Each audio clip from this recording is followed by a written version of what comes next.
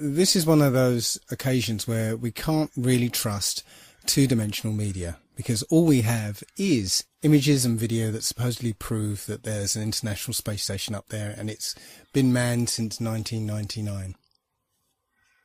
One of the most visible indications that there are people up in space inside the International Space Station is that they're in zero gravity.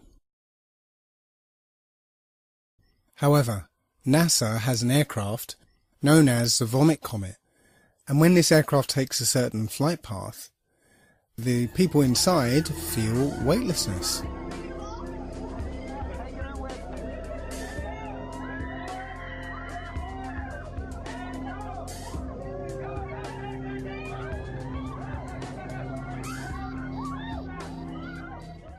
So it's almost certain that NASA has an aircraft fitted out to look like the International Space Station's interior. Now take a look at this. Hello, Katie. Notice how suddenly, as she starts to wave, she floats out of control. This is so cool, isn't it? Hey, Katie, I want to welcome ask you aboard a the question. space station. This is Leah. Look at this. Wow. The same thing happens here. As the plane starts its zero-G dive, the people start to spontaneously float upwards. The other problem with this technique is that this aircraft can only simulate zero gravity in 45-second to a minute bursts. So NASA employs many little tricks here to simulate weightlessness. None of their footage is live, it's all pre-recorded and edited, so plenty of scope there to use some of the cinematic tricks that we're used to, like harnesses and wires that are edited out later with CGI. But here we can see one of the tricks they use to maintain continuity between periods of weightlessness. Take a look at this woman's hair. Doesn't it look a bit strange to you? Look how it seems to spring back into place. We're led to believe that this is an effect of weightlessness, that the hair will just sort of float around. But it doesn't quite seem natural, does it? Here's video from the Vomit Comet again. Watch the way this woman's hair flows as she moves.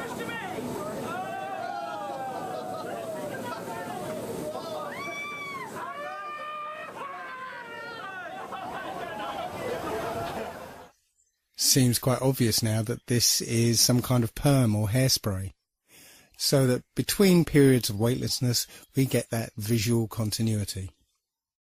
Now, there are plenty of examples of these gravitational anomalies, but I'm not going to spend too much time on it. I just wanted to show that all these things that you can see from NASA can be simulated and CGI'd up for your benefit.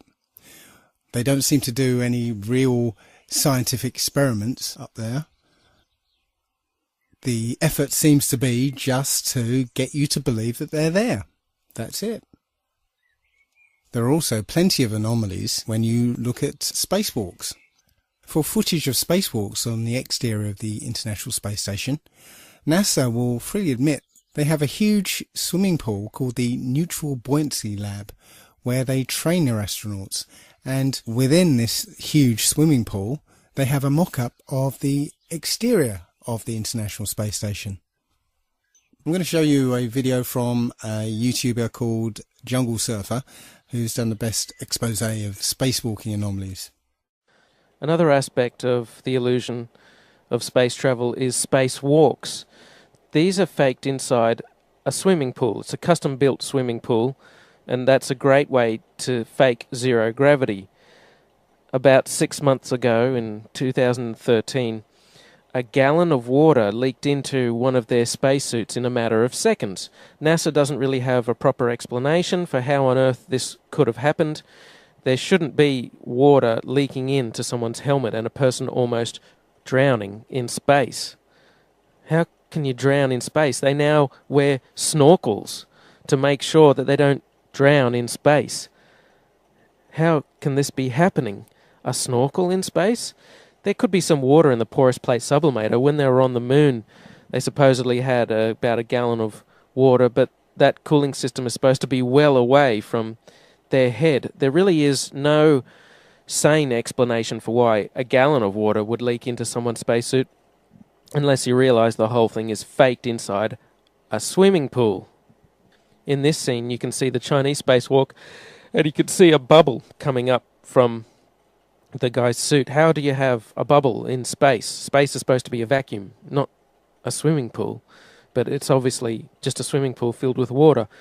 Obviously, there would be some equipment that they could only fix from the outside, but a lot of these spacewalks, it seems like equipment they easily could have configured to be accessible from the inside of the International Space Station.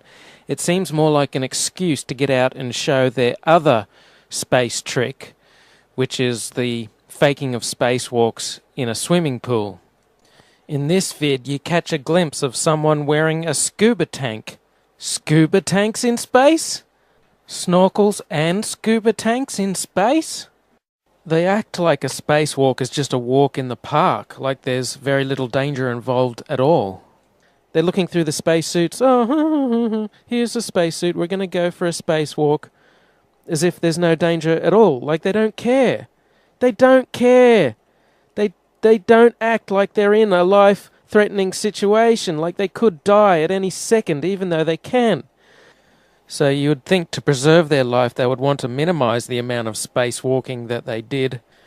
But there seems to be an abundance of equipment on the outside of the International Space Station that constantly requires repairing, which makes for a good TV spectacle and is inspired by movies like Sandra Bullock's Gravity. And after Gravity came out, they of course had to do another spacewalk to fix some emergency, some piece of equipment that their lives depend on that amazingly they can fix every time. But you know what? Thanks to the genius of the engineers at NASA, they employ snorkels in space now, so that should stop them from drowning. Finally, I'm going to leave the last word to one of the astronauts themselves, when he made a tiny little slip-up during a question and answer session. Take note of his body language after he makes his mistake. Hello, my name is Bailey. This question is for Chris. What was high school like for you?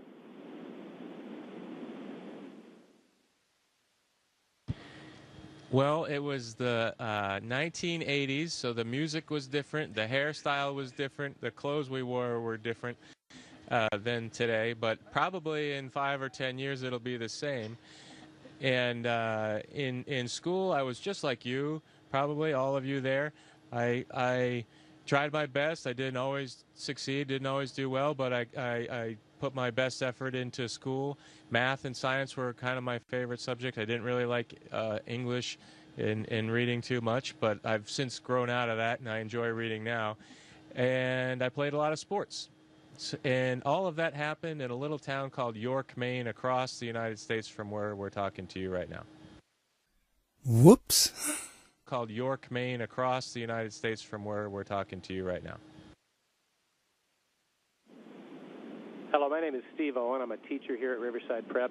I'd like to ask you about the stress associated with the long periods in the space station. I'd like to ask Karen, what is the training that you get to cope with that stress and related psychological issues?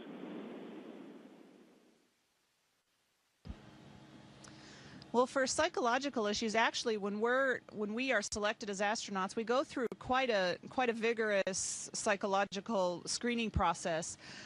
You certainly don't want somebody who comes up here and has a breakdown or is claustrophobic.